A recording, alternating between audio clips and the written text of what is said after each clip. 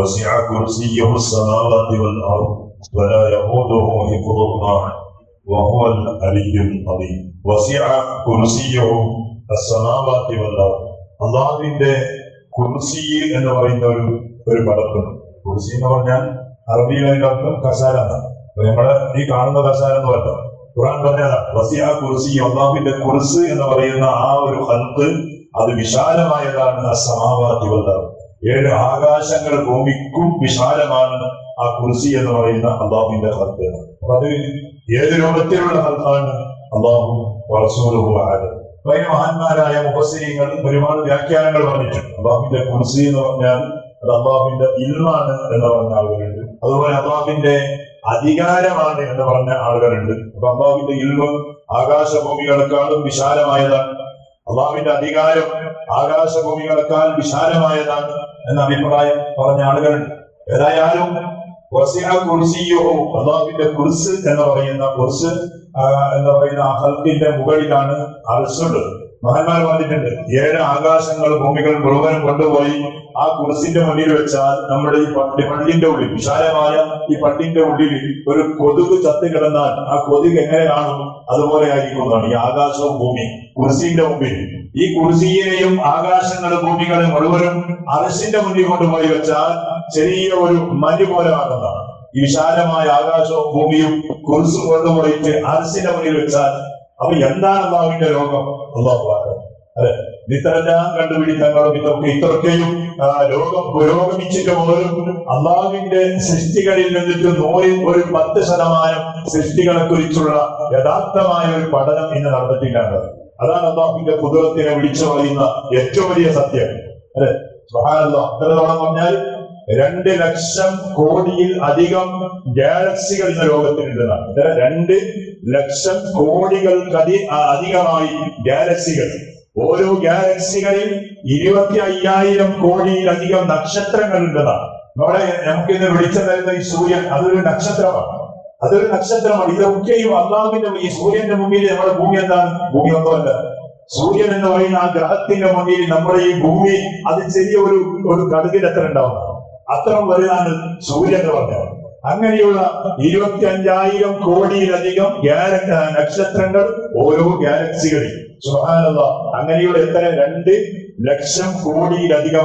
അള്ളാഹുവിന്റെ പടപ്പ് എന്താണ്?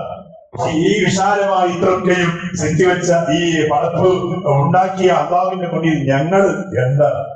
അതാണ് ആകാശഭൂമികൾക്ക് 7 ആകാശങ്ങൾ ഭൂമികൾ അതിലൊക്കെയും വിശാലമായതാണ് അള്ളാഹുവിന്റെ കുർസി എന്ന് പറയുന്ന പദം. എങ്ങനെയാന്ന് പറയുന്നത് അറിയോ? ഇത്രയൊക്കെയും അള്ളാഹു മെയിൻ്റനൻസ് ചെയ്യണ്ടേ? അപ്പൊ അതിന്റെ ഇടയിൽ നമ്മളന്ന് വിട്ടുപോകോ? ഇത്രയൊക്കെയും മെയിൻ്റനൻസ് അന്ന് ചെയ്യണ്ടേ? നമുക്കിപ്പോ ഒരു നബിദിന പരിപാടി വരുമ്പോ എന്താ ഇപ്പൊ ചെയ്യണ്ട? അതിനിപ്പോ ഒരു 10 ലക്ഷം പൈസ, അതിന് ചോറും അതിന് ഡെക്കോറും അതിന് ഭംഗിയാക്കലും ഇതിനുവേണ്ടി നമുക്ക് ഇപ്പൊ തന്നെ ഭയങ്കര ബേജാറാണ്. അല്ലെ? എന്നാൽ ഈ ലോകം മുഴുവൻ സുബ്ഹാന ജല്ല ജലാലുഹു ഓരോ സെക്കൻഡുകൾ രാത്രിയും പകലുമില്ലാതെ ഉറക്കവും മയക്കവും ഇല്ലാതെ നിയന്ത്രിച്ചുകൊണ്ടിരിക്കുന്ന അല്ലാഹ്, ആ അല്ലാഹുവിന്റെ മുന്നിൽ അല്ലാഹ് പറയാ വലാ യഊദുഹു ഹിഫ്ദുഹുമാ. ഈ ആകാശങ്ങളും ഭൂമിയും അതിലുള്ളതിനൊക്കെയും ഹിഫ്ദ് ചെയ്യുക എന്നത്, അതിനെ സംരക്ഷിക്കുക എന്നത്, അതിനെ കാക്കുക എന്നത് അല്ലാഹുവിന് ഒരു പ്രയാസമല്ല കേട്ടോ. അല്ലാഹുവിനെ ആരും വിട്ടുപോകില്ല. എത്ര ചെറിയ പടപ്പാണ്, ചെറിയ ഒരു ഉറുമ്പ് നമ്മുടെ കണ്ണിൽ പെടാത്ത, നമ്മുടെ കണ്ണുകൊണ്ട് സൂക്ഷിച്ചു നോക്കിയാൽ പോലും കാണാത്ത ഉറുമ്പുകൾ. അല്ലെ, സുബ്ഹാനല്ലാഹ്. ഇന്ന് ലാബുകളിൽ എത്രയോ നാം കഴിക്കുന്ന പലഹാരങ്ങളിൽ, നാം ഇരിക്കുന്ന ഇടങ്ങളിൽ, നമ്മുടെ ഓരോ രക്തങ്ങളിൽ സഞ്ചരിക്കുന്ന എത്രയോ അണുക്കൾ ലാബുകളിൽ പോയി നോക്കിയാൽ നമുക്കും ഇന്ന് കാണാൻ കഴിയും. അല്ലെ, ഇന്ന് എത്രയോ അതിന്റെ വീഡിയോകൾ, നാം കഴിക്കുന്ന പല ഭക്ഷണങ്ങളിൽ, നാം കഴിക്കുന്ന ഫ്രൂട്ട്സുകളിൽ, നാം കഴിക്കുന്ന നമ്മുടെ വസ്ത്രങ്ങളിൽ ഇന്ന് സഞ്ചരിച്ചു കൊണ്ടിരിക്കുന്ന നമ്മുടെ കണ്ണിൽ പോലും കാണാത്ത ഒരുപാട് അണുക്കൾ. അല്ലെ, ഇന്ന് ഓരോ പനികൾ, ഓരോ ദിവസങ്ങളാകുമ്പോൾ പുതിയ പനികളാണ് വരുന്നത്. എന്നാൽ ഈ പനിയുടെ പിന്നിൽ പ്രവർത്തിക്കുന്നത് ഓരോ അണുക്കളാണ്. ആ അണുക്കൾക്ക് അനുഗുണമായി ഓരോ പനികൾക്ക് ഓരോ പേരുകൾ വെക്കുകയാണ്. അല്ലെ, അതിനൊക്കെയും സംരക്ഷിക്കുന്നതും വളർത്തുന്നതും അതിനൊക്കെയും പോറ്റുന്നതും ആരാണ്? ആകാശങ്ങൾ ഭൂമികൾ അതിലുള്ള അള്ളാഹുവിന്റെ പടപ്പുകൾ അതിനെ മുഴുവനും സംരക്ഷിക്കുക എന്നത് അള്ളാഹിന്റെ മുന്നിൽ ഒരു പ്രശ്നമേ അല്ല. ഒരാളെയും അള്ള വിട്ടുപോകൂല, ഒരു സൃഷ്ടിയെയും അള്ളാഹു താല വിട്ടുപോകൂല. എല്ലാത്തിനും വേണ്ട സഹായങ്ങൾ, വേണ്ട ഭക്ഷണങ്ങൾ, വേണ്ട എല്ലാ രൂപത്തിലുള്ള സൗകര്യങ്ങൾ ചെയ്തു കൊടുക്കുന്നവനാണ് അള്ള. മേലെയായവനാണ് അള്ളാഹു, ഗൗരവമുള്ളവനാണ്, വലിയ ഗൗരവമുള്ളവരാണ് അള്ളാഹു എന്ന് പറഞ്ഞാൽ. അതൊക്കെയും ഉൾക്കൊണ്ടതാണ് പരിശുദ്ധമായ ആയത്തുൽ കുർസി. ഇപ്പൊ ഞങ്ങൾ ചുരുക്കിയതാണ്. ഏതായാലും ഇൻഷാ അല്ലാഹ് നമുക്ക് ഇനി പരിശുദ്ധമായ റബീഉൽ അവ്വൽ കടന്നു വരുന്നുണ്ട്. ഹബീബായ റസൂലുള്ളാഹി സ്വല്ലല്ലാഹു അലൈഹി വസല്ലം തങ്ങളെ കുറിച്ച് പറയാനുള്ള മാസമാണ്. അവിടുത്തെ സ്വലാത്തുകൾ, അവിടുത്തെ മൗലിദുകൾ, അവിടുത്തെ മദ്ഹുകൾ, അവിടുത്തെ പ്രകീർത്തനങ്ങൾ എത്ര പറഞ്ഞാലും തീരാത്തത് ഹബീബായ തങ്ങളെ കുറിച്ച് പറയാൻ. റബീഉൽ അവ്വലിന്റെ ഏറ്റവും വലിയ ബർക്കത്ത് നമുക്ക് മഹാന്മാരായ സ്വഹാബത്തിനെ പോലെ ഒരാളുകൾ നമ്മെ കബലിപ്പിക്കുന്നത് അങ്ങനെയാണ്. സിദ്ദീഖ് തങ്ങൾ അങ്ങനെ ചെയ്തോ, ഉമർ തങ്ങൾ ഇങ്ങനെ ചെയ്തോ, അല്ലെങ്കിൽ ഉസ്മാൻ തങ്ങൾ അത് ചെയ്തിട്ടുണ്ടോ, ഇങ്ങനെ റബീഉൽ അവ്വൽ വരുമ്പോ അങ്ങനെ ഇങ്ങനെ ചെയ്തിട്ടുണ്ടോ എന്ന് പറയുന്ന ആ ചോദ്യത്തിന് ഒരു പ്രസക്തിയില്ല. കാരണം എന്താ, നമ്മൾ ജബ്ബാറാകുന്ന നമുക്ക്, അല്ലെങ്കിൽ പ്രകീർച്ചയാകുന്ന നമുക്ക് മാത്രമാണ് ഈ റബീഉൽ അവ്വൽ ഇങ്ങനെ. കാരണം മറ്റുള്ള മാസത്തിലേക്ക് റസൂലുള്ളാഹിനെ കൊണ്ടാടാൻ നമുക്ക് കഴിയുന്നില്ല. എന്നാൽ സിദ്ദീഖുൽ അക്ബർ, ഉമർ തങ്ങൾ അങ്ങനെയല്ല. അവരുടെ ജീവിതത്തിന്റെ 365 ദിവസങ്ങളും അവർക്ക് ഹബീബായ തങ്ങളെ ഓർക്കാതെ ജീവിക്കാൻ പറ്റിയില്ല. അവരുടെ ജീവിതം മുഴുവൻ ഹബീബാണ്. അവരുടെ ഓരോ സെക്കൻഡുകൾ, ഓരോ ചലനങ്ങൾ ഹബീബായ തങ്ങൾ പറഞ്ഞ രൂപത്തിലുള്ള ചലനങ്ങളും പ്രവർത്തനങ്ങളും മഹബത്തും കൊല്ലം മുഴുവനും ആയുസ് കാലം മുഴുവൻ അവർ കൊണ്ടു നടന്നവരാണ്. നമുക്ക് പറ്റുമോ? നമുക്കത് പറ്റുന്നുണ്ടോ? ഇല്ല. റബീഉൽ അവ്വൽ വന്നാലും നമുക്ക് പറ്റുന്നില്ല. അപ്പൊ എന്തായാലും അവർക്കെയും അത്രയ്ക്കെയും ത്യാഗം കൊല്ലം മുഴുവനും ചെയ്യുമ്പോൾ റബീഉൽ അവ്വൽ റസൂലുള്ളാഹി റഹ്മത്തായി വന്ന മാസല്ലേ, ആ ദിവസം, ആ മാസത്തെയെങ്കിലും ശരിയാ രൂപത്തിലുള്ള സ്വലാത്ത് നമുക്ക് നമ്മെ രക്ഷപ്പെടുത്താൻ വേണ്ടിയിട്ട് ചെയ്തു വെക്കേണ്ട അമലുകളാണ്, ചെയ്തു വെക്കേണ്ട സമ്പാദ്യങ്ങളാണ്. സ്വലാത്തുകൾ, മൗലിദുകൾ, മദ്ഹുകൾ, ഇൻഷാ അല്ലാഹ് അതൊക്കെയും റബീഉൽ അവ്വൽ നമുക്ക് ചെയ്യേണ്ടതുണ്ട്. റസൂലുള്ളാഹി തങ്ങൾക്ക് വേണ്ടിയിട്ട് ധാരാളമായി നമ്മുടെ സമ്പത്തിന്റെ ഒരു ഭാഗം, നമ്മുടെ സമ്പാദ്യത്തിന്റെ ഒരു ഭാഗം ഹബീബിനെ സന്തോഷിപ്പിക്കാൻ വേണ്ടി നൽകേണ്ടതുണ്ട്. നമ്മുടെ സമയങ്ങൾ ചെലവഴിക്കേണ്ടതുണ്ട്. ഇൻഷാ അല്ലാഹ് വ്യാഴാഴ്ചയോ വെള്ളിയാഴ്ചയോ ആ പുണ്യ റബീഉൽ നമ്മിലേക്ക് കടന്നു വരുമ്പോ എല്ലാം കൊണ്ടും ഇൻഷാ അല്ലാഹ് നാം അതിന് വേണ്ടി ഒരുങ്ങണം. പടച്ചവർക്ക് നമുക്ക് തൗഫീഖ് നൽകട്ടെ.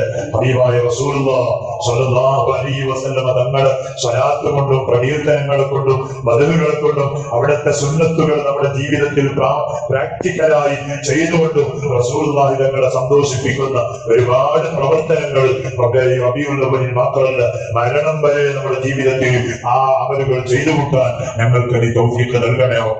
ഏതെങ്കിലും ശൈത്വാന്മാരുടെ ഫിത്നകളിലോ മുഫ്തിനീങ്ങളുടെ ശർറുകളിലോ റബ്ബേ നമ്മുടെ ഈമാനിനെ പണയം വെക്കുന്ന ഒരവസ്ഥ, ഒരു ചുറ്റുപാട് നീ ഉണ്ടാക്കണ്ടേ റഹ്മാനെ. എല്ലാ രൂപത്തിലും അല്ലാഹുവേ സർവ്വ വിദരീകളുടെ ശർറുകളിൽ നിന്നിട്ട് നമ്മുടെ നാടിനെ മുഴുവനും നീ സലാമത്താക്കണേ അല്ലാഹ്. നമ്മുടെ നാട്ടിലുള്ള ഓരോ വീടുകളെയും നീ സലാമത്താക്കണേ റഹ്മാനെ. നമ്മുടെ നാട്ടിലുള്ള ഓരോ ചെറുപ്പക്കാർ ഹബീബായ റസൂലുള്ളാഹി സ്വല്ലല്ലാഹു അലൈഹി വസല്ലം തങ്ങളുടെ സുന്നത്ത് അനുഗമിക്കുന്ന രൂപത്തിലുള്ള യുവതലമുറയായി റബ്ബേ നീ വളർത്തിക്കൊണ്ടുവരണേ റഹ്മാനെ. നിന്റെ പള്ളിയോട്, അതുപോലെ നിന്റെ ദീനിനോട്, പടച്ചവനെ പള്ളിയിൽ നടത്തപ്പെടുന്ന ജമാഅത്തിനോട്, അതുപോലെയുള്ള പ്രവർത്തനങ്ങളോട് മഹബത്ത് കാണിക്കുന്ന ഒരു ചുറ്റുപാട് ഞങ്ങളുടെ കൽബിലും നമ്മുടെ നാട്ടിലുള്ള സർവ്വ മുഅ്മിനീങ്ങളുടെ കൽബിലും നീ നിലനിർത്തണേ റഹ്മാനെ, ദായിമാക്കണേ അല്ലാഹ്. പടച്ചവനെ ഒരുപാട് ആളുകൾ രോഗങ്ങളെ കൊണ്ടും മറ്റും പ്രയാസപ്പെടുന്നവർ ദ്വാരക്കാൻ വേണ്ടി വസിയത്ത് ചെയ്തവരാണ്. ദിവസങ്ങളായി ഹോസ്പിറ്റലിൽ കിടക്കുന്ന രോഗികൾ പടച്ചവനെ പലരുമുണ്ടല്ലോ. അവർക്ക് നീ പരിപൂർണ്ണ ശിഫാ നൽകുക, ആഫിയത്ത് നൽകുക, ആരോഗ്യം നൽകണം. നമുക്ക് നീ തന്ന ആഫിയത്ത് മരണം വരെ ദായിമാക്കണേ റഹ്മാനെ. എത്രയോ നമ്മുടെ നാട്ടുകാരിൽ, കുടുംബങ്ങളിൽ, സ്നേഹിതന്മാരിൽ പലരും പ്രവാസികളായി അധ്വാനിക്കുന്നവരാണ്. നമ്മുടെ നാട്ടിലെത്തിയാൽ കൃത്യമായി ജമാഅത്തിനും മറ്റും പങ്കെടുത്തിയിരുന്ന ഒരുപാട് പ്രവാസികൾ ഓരോ ദിവസങ്ങളിൽ ഗൾഫിലേക്കുള്ള യാത്രയിലാണ്. പടച്ചോനെ അവർക്കൊക്കെ ഇനി വലിയ ബറക്കത്ത് നൽകണേ അല്ലാഹ്, സന്തോഷം നൽകണേ അവർക്ക്. പടച്ചോനെ അല്ലാഹുവേ, നമ്മുടെ ഈ സദസ്സിലുള്ള അവരുടെ കുടുംബത്തിൽപ്പെട്ട പലരും ഈ ദിവസം ഗൾഫിലേക്ക് യാത്ര ഉദ്ദേശിക്കുന്നവരുണ്ട്. വലിയ ബറക്കത്തും സന്തോഷവും സമാധാനവും കല്യാണം കഴിഞ്ഞ് അടുത്ത് പോകുന്നവരാണ്. പടച്ചോനെ അവരുടെ മനസ്സിന് വലിയ സമാധാനം നൽകുക, സമാധാനം നൽകുക. അല്ലാഹു എത്രയോ പ്രവാസികളുടെയും അല്ലാതെ നമ്മുടെ സഹോദരന്മാരുടെ ഭാര്യമാരിൽ പലരും ഗർഭിണികളാണ്. പടച്ചോനെ നിന്റെ സമയമാകുമ്പോൾ മക്കൾക്ക് നീ സലാമത്ത് നൽകണേ അല്ലാ. ഒരു ബുദ്ധിമുട്ടുമില്ലാതെ റാഹത്തോടെ സന്തോഷത്തോടെ ആഫിയത്തുള്ള മക്കൾക്ക് ജന്മം കൊടുക്കാൻ ഓരോ സഹോദരിമാർക്കും തൗഫീഖ് നൽകുക. മക്കളില്ലാതെ ബേജാറായ ആളുകൾക്ക് ഈ പരിശുദ്ധമായ കടന്നു വരുന്ന റബീഉൽ അവ്വലിന്റെ ഹുർമത്തുകൊണ്ട് സാലിഹീങ്ങളായ മക്കളെ നൽകി നീ സന്തോഷിപ്പിക്കണേ അല്ലാ. അല്ലാഹ് മരിച്ചുപോയ നമ്മുടെ എല്ലാ കുടുംബങ്ങളുടെ ഖബറും സ്വർഗ്ഗമാക്കണേ അല്ലാ. ബിഹഖി സയ്യിദിനാ മുഹമ്മദിൻ സ്വല്ലല്ലാഹു അലൈഹി വസല്ലം. ഹസ്ബുനല്ലാഹ് വനിഅമൽ വകീൽ നിഅമൽ മൗലാ വനിഅമൻ നസീർ. ഹസ്ബുനല്ലാഹ് വനിഅമൽ വകീൽ نعم المولى ونعم النصير. حسبنا الله ونعم الوكيل نعم المولى ونعم النصير. صلى الله على محمد عليه وسلم. صلى الله على محمد صلى الله عليه وسلم. صلى الله على